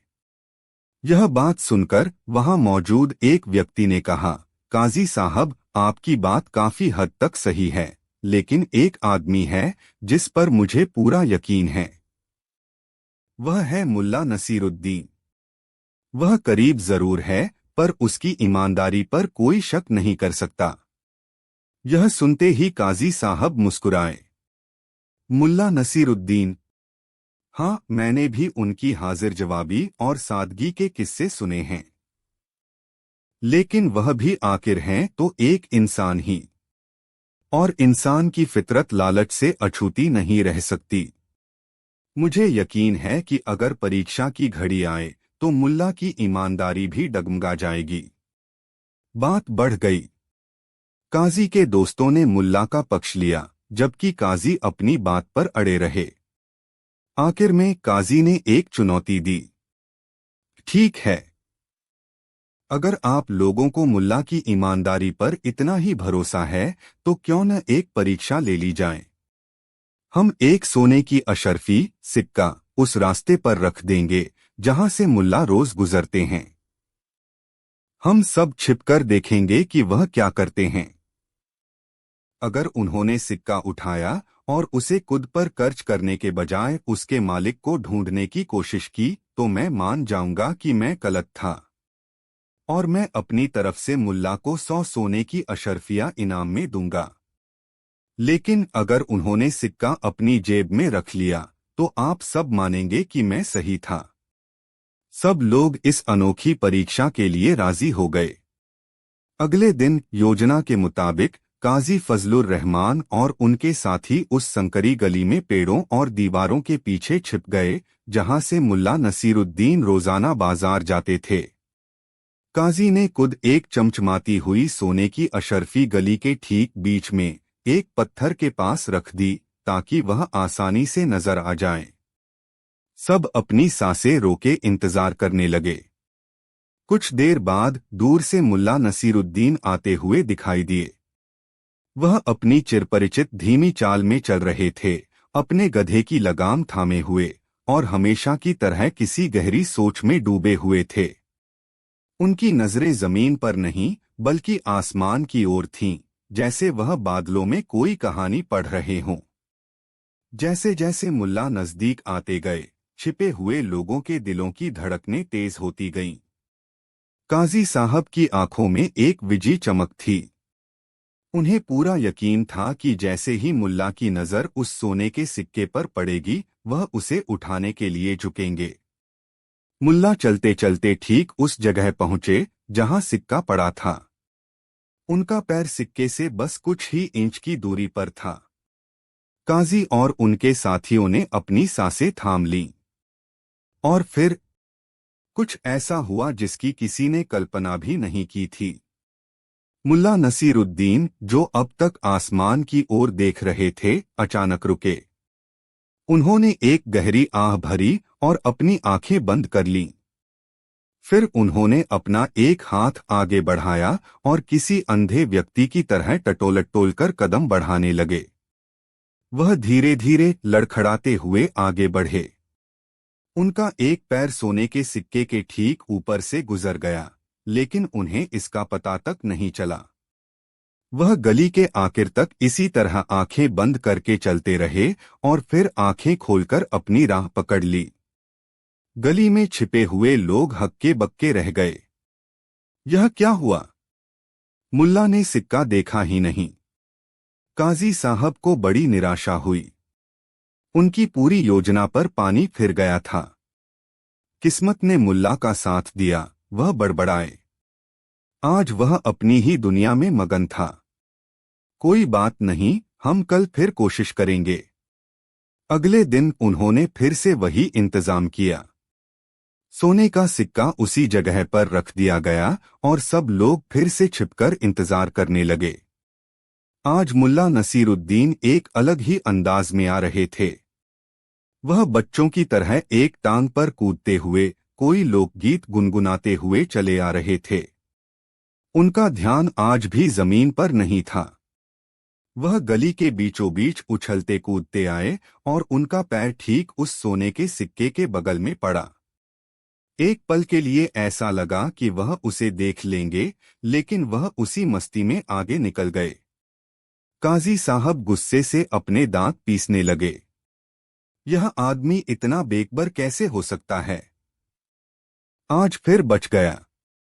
2 दिन तक लगातार असफलता मिलने के बाद काजी के दोस्तों ने कहा, रहने दीजिए काजी साहब। शायद अल्लाह भी नहीं चाहता कि आप एक नेक आदमी की ईमानदारी पर शक करें।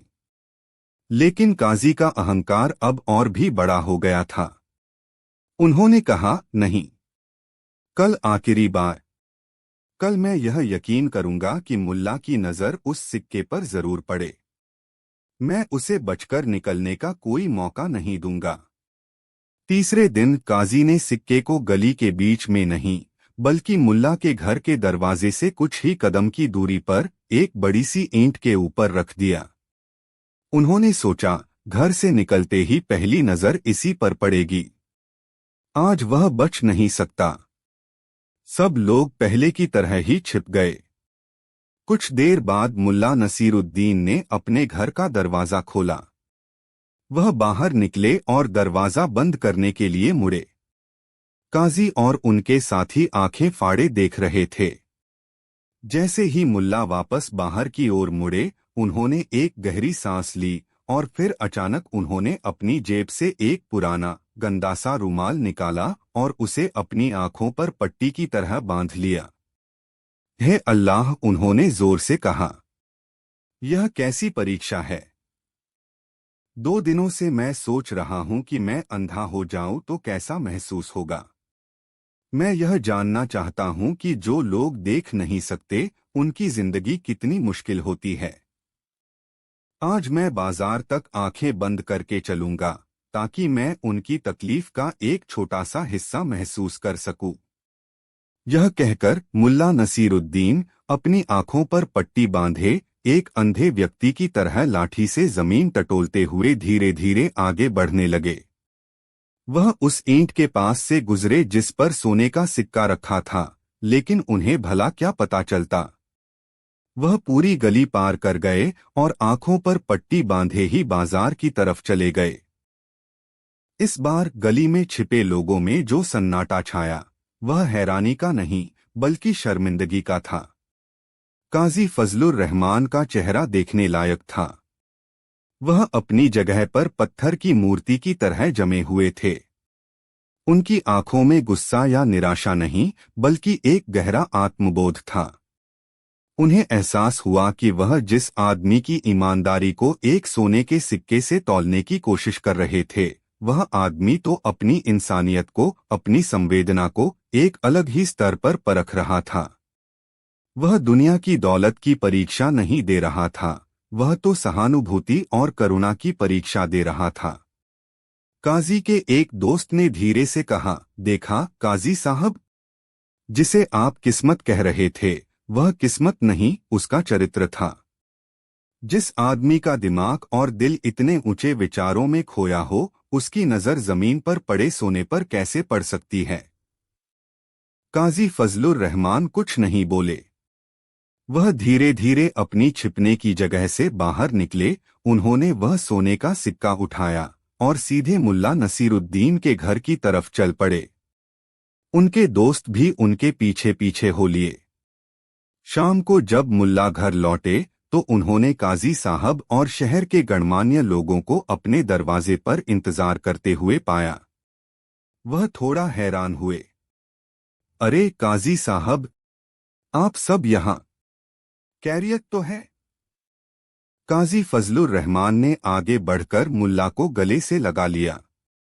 उनकी आंखों में आंसू थे। मुल्ला, आज तुमने मुझे हराया नहीं, तुमने मुझे जिता दिया है। तुमने मुझे मेरी ही अज्ञानता और मेरे अहंकार से जिता दिया है। उन्होंने मुल्ला के हाथ में 100 सोने की अशर्फियों से भरी एक थैली रखी। यह तुम्हारा इनाम है मुल्ला, उस परीक्षा का जो हमने तुम्हारी ली थी। मुल्ला हैरान रह गए। परीक्षा? कैसी परीक्षा? और यह इनाम किस बात का? तब काजी ने उन्हें पूरी कहानी सुनाई कि कैसे वे 3 दिनों से उनकी ईमानदारी की परीक्षा ले रहे थे। सारी बात सुनकर मुल्ला नसीरुद्दीन जोर जोर से हंसने लगे। वह इतना हंसे कि उनकी आंखों से पानी आ गया। काजी ने पूछा, इसमें हंसने की क्या बात है मुल्ला?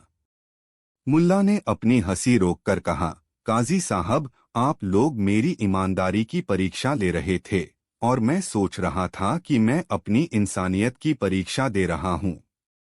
पर सच तो यह है कि परीक्षा हम दोनों की नहीं बल्कि अल्लाह की मर्जी की हो रही थी। मतलब? काजी ने पूछा। मुल्ला ने मुस्कुराते हुए समझाया, काजी साहब, बात यह है कि कुछ हफ्ते पहले मैंने एक सपना देखा था कि मुझे कहीं से बहुत सारी दौलत मिलने वाली है। लेकिन मेरे एक बुजुर्ग दोस्त ने मुझे सलाह दी थी, नसीरुद्दीन, जब अचानक दौलत मिलने लगे तो समझ लेना कि शैतान तुम्हें आजमा रहा है। उससे बचने का एक ही तरीका है, दुनिया की चमकदमक से अपनी आंखें फेर लो। कुछ दिनों के लिए ऐसा व्यवहार करो जैसे तुम्हें कुछ दिखाई ही नहीं देता, कुछ सुनाई ही नहीं देता। बस मैं तो उन्हीं की सलाह पर अमल कर रहा था। मैं जानबूझकर आसमान की तरफ देखता, आंखें बंद करके चलता या आंखों पर पट्टी बांध लेता ताकि मैं किसी भी तरह के लालच से बच सकूं। यह सुनकर काजी फजलुर रहमान और उनके दोस्त एक दूसरे का मुंह देखने लगे। मुल्ला ने बात पूरी की तो देखा आपने, आप लोग मुझे परख रहे थे और मैं शैतान के लालच से बचने की कोशिश कर रहा था। आप मेरे पैर के पास सोना रख रहे थे और मैं उस सोने को देखने से ही परहेज कर रहा था। आप जिसे मेरी महानता समझ रहे थे वह सिर्फ मेरा डर था।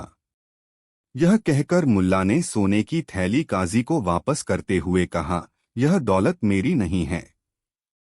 यह उस सबक की कीमत है जो आज हम सबने मिलकर सीखा है कि सच्ची ईमानदारी वह नहीं जो दिखाई दे, बल्कि वह है जो दिल के अंदर छिपी हो और जिसे परखने की जरूरत ही न पड़े।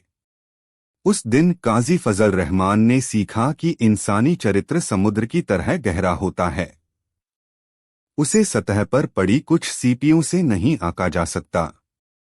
और मुल्ला नसीरुद्दीन ने एक बार फिर यह साबित कर दिया कि सबसे बड़ी बुद्धिमानी सादगी में और सबसे बड़ी दौलत आत्मनियंत्रण में छिपी होती है।